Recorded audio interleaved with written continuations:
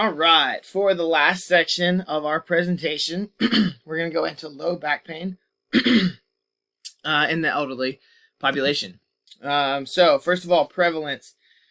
Y'all, back pain is what keeps us in business. 70 to 85% of the population will experience an episode of low back pain. 90% of these people will have multiple episodes, and it has cost us a ton of money and treatment, over $100 billion since 2005 in the treating of this condition. It is the global leader for pain in the geriatric population. So now moving on to some causes of low back pain. So all the there's obviously a ton of research out there for geriatric low back pain, chronic low back pain, radicular. There's so many things that cause back pain that link to the back, and so it really is a difficult thing to treat. So I'll just read the causes here. You have non-specific low back pain, radiculopathy, osteoporotic vertebral fractures, that like kind of compression, de novo degenerative lumbar scoliosis, so just the degeneration of the spine, tumors, cancer, spinal infection, disc bulges. I mean, there's all kinds of stuff that potentially can cause pain, and especially with these geriatric patients. I mean, they can come in and be like, "Man, I've been dealing with back pain for 20 years. Something might have happened, but I can't remember. It's just been painful." So, as therapists, this is definitely not an easy condition to treat at all. So now into risk factors, a little bit about back pain. So aging can cause an alteration in pain processing. So as you get older, it can affect the way pain feels, the way maybe it takes less pain to really aggravate you. So that's, something we need to think about with this population. Females, sorry guys, again, more susceptible to chronic low back pain. Also genetic factors affect the ability to process pain. Lower education, income, smoking, all lead to higher levels of low back pain. So over there on the right, you can kind of see some of the things I included and just talked about are in there. But those are all aspects that lead to severe or chronic low back pain in the older adult population. So now on to treatments. So personally, I really wanted to find here are your best exercises for low back pain, or but that's just kind of not really out there. So this top bullet point was talking about one study. It said just general physical activity had actually mixed evidence for treating chronic low back pain. So it might not just be the best thing to be like, hey, just try to move more.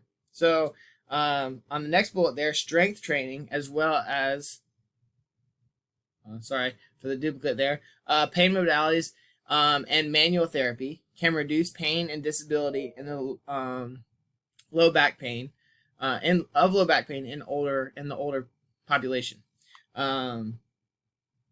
So a really more focused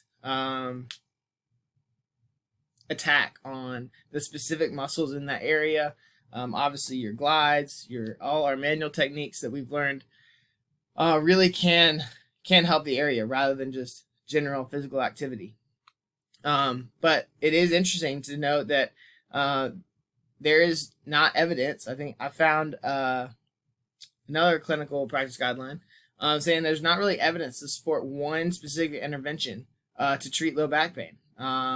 There's not one thing that works best for everybody. Everybody's a little bit different. We all know that. And no one thing works the best. But we did talk about putting our back pain patients into the 4 groups: the direction specific, the radicular, and that has been found to show the best outcome into treatments of low back pain. So if you can find what group the low back pain patient kind of fits into, and then really treat based on that group with the strength training, the article showed that provided the best results. And then just some more points on just this population and the individual treatment of them. Their bodies getting older. That's what the senescence is there.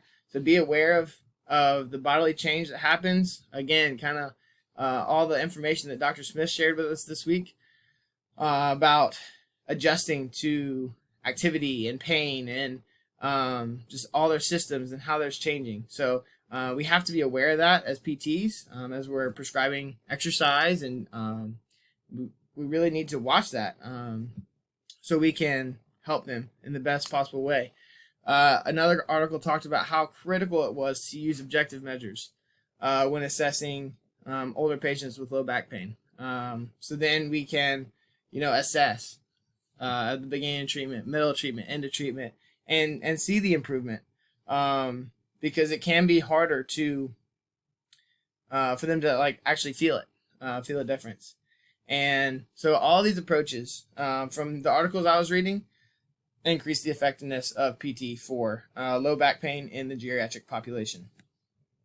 So finally, to wrap things up, these conditions, shoulder pain, low back pain, osteoarthritis, hip fractures, they really have a debilitating effect on the elderly population. Kind of as I talked about in the intro, these people are working longer, living alone longer. They're, being more active. They want to interact with their kids' lives, or they want to travel. They want to do all these things, and if they can't because of pain in some way, shape, or form, that affects their quality of life, and really affects their entire system. So knowing the common orthopedic issues and then the adaptations we must take to help them is really crucial. They lead to increased levels of disability, which affects their perception of health and depression, and ultimately their quality of life. So this really goes into, treating the whole system, right? The shoulder pain doesn't just hurt the shoulder. It really affects the entire body. Like if that person can't get dressed by themselves or cook their own meal without extreme pain, that's gonna affect how you are psychologically, and then that happens over a long period of time, and then that affects your depression levels and how much you enjoy ultimately your quality of life. So I think that's super important for us to realize is we're not just treating an individual musculoskeletal condition. We're really treating this person, and we need to hit on all aspects of their system. And then finally, the elderly population is complex, kind of what I was just talking about. They have a lot of systems involved. They have a lot of potential comorbidities. They've been on this earth for a long time. And so it's really important to really approach these people with love and care. And I mean, they are kind of different from treating a younger population, but at the same time, they're not. We had articles highlighting strength training and a higher aerobic capacity. So if your patients can handle that, then I'd say go for it. We need to be stressing these people just like we would stress a younger population. So from that aspect, it doesn't really change too much. It's just, I think, the awareness of the stage of life that the geriatric population is in, and being able to really impact them in the best way that we possibly can. So thanks for watching, guys.